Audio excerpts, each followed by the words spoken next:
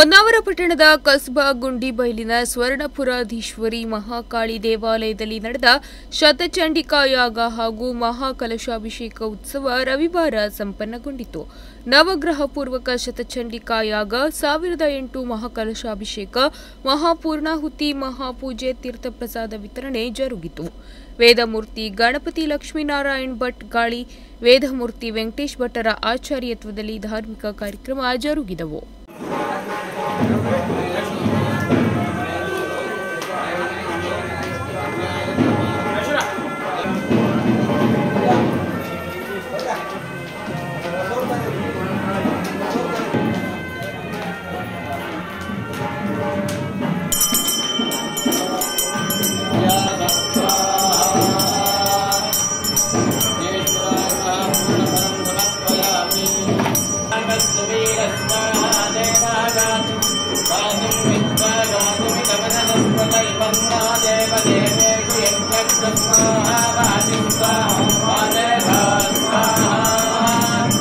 ನಂತರ ಆಗಮಿಸಿದ ಭಕ್ತರಿಗೆ ಅನ್ನ ಸಂತರ್ಪಣೆ, ರಾತ್ರಿ ಯಕ್ಷಗಾನ ಪ್ರದರ್ಶನ ನೆರವೇರಿತು.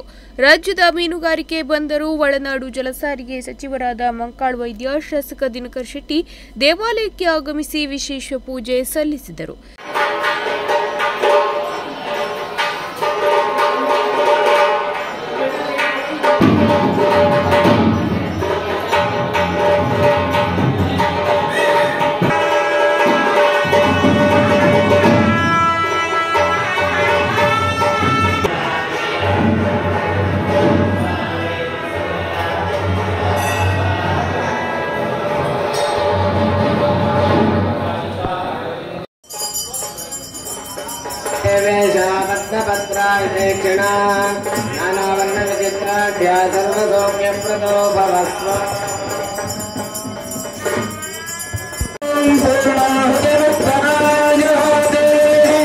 ದೇವಾಲಯದ ಅರ್ಚಕರಾದ ರಾಜೇಶ್ ಭಂಡಾರಿಯವರನ್ನು ಸನ್ಮಾನಿಸಿದರು.